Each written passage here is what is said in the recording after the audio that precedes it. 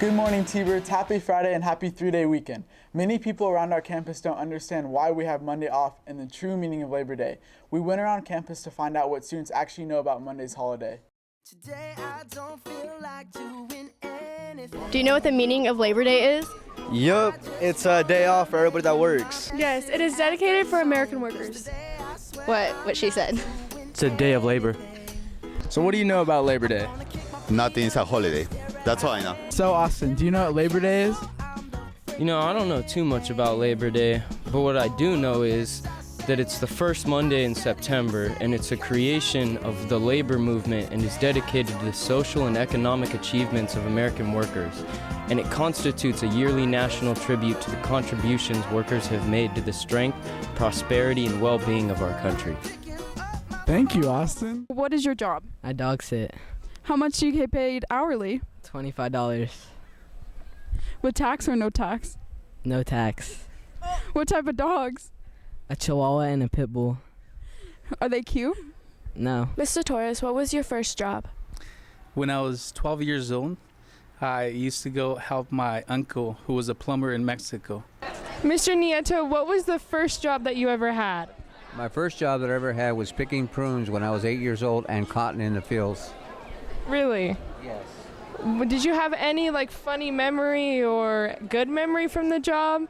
Well, when I was picking cotton in the fields, my cousins, which were a lot older, used to stuff me in the sack where they pick cotton so they can get weighed so they can get more money off of them. They got paid by the pound. Hi, I'm here with Mr. Bensley. And Mr. Bensley, what was your first job? I was a grocery store carry-out at Bash's in Mesa, Arizona. Made $1.35 an hour, and that was a lot of money back then. Gas was 33 cents a gallon. And what's your favorite memory from this job? Well, I don't know if it's a favorite memory, but we used to have contests to see who could push the most carts in the store at one time. And so I don't know how many carts I had. I had a big string of carts I was pushing in, and they went right through the front window of the store instead of through the door. So I had to lie to my boss and say I was avoiding a customer at the time, so he wasn't, too displeased with me. Did you get fired after that? Oh, absolutely. No, absolutely not. And now to Andrew for a special report. Thanks, Jordan. In addition to being the hardest working teacher on campus with an extremely active band program, Mr. Pressler also runs the Work Experience program here. We met with him and found out more about the only class at YHS which offers school credit for working in the real world.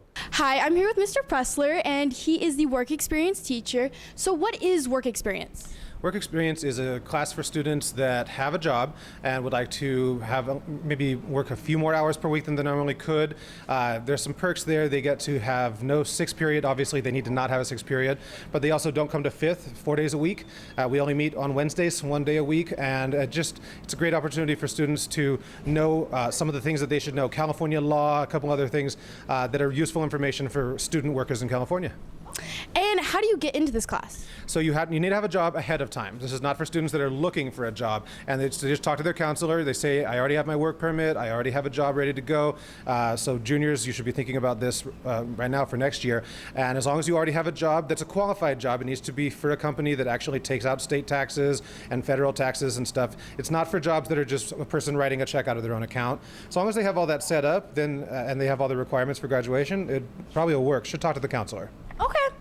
And lastly, how are your students graded in this class? So there's a couple different categories. They have to turn in timesheets every week. There's a minimum number of hours they have to work, so I check that. They turn in their pay stubs to show me that they're working the hours that way as well.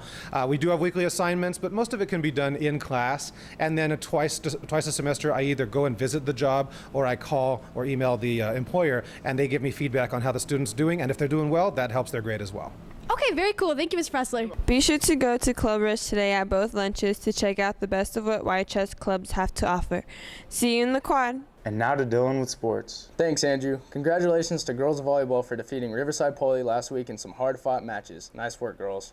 Tonight is our first official football game against Grand Terrace. You may notice that the turf looks quite different from last year, and it's not just a physical difference you'll be looking at. Over the summer, the field was totally renovated for safety. We spoke to YHS Athletic Director Mr. Carpenter about the changes to the field. I'm here with Mr. Carpenter, the athletic director.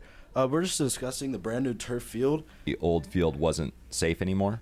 The infill and the rubber and things that it compacted so much that when cleats would dig into it, they wouldn't cut away, they would get stuck. And so we had a lot of non-contact injuries. How specifically is the field better than it was before?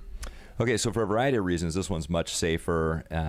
We installed what was called a shock pad. So underneath the actual turf is a layer of styrofoam is what it looks like. It's not styrofoam. I know there's a lot more technology to it than that, but it's about, I don't know, half an inch thick that has a lot of cushion to it. And then the new turf has less of the infill material.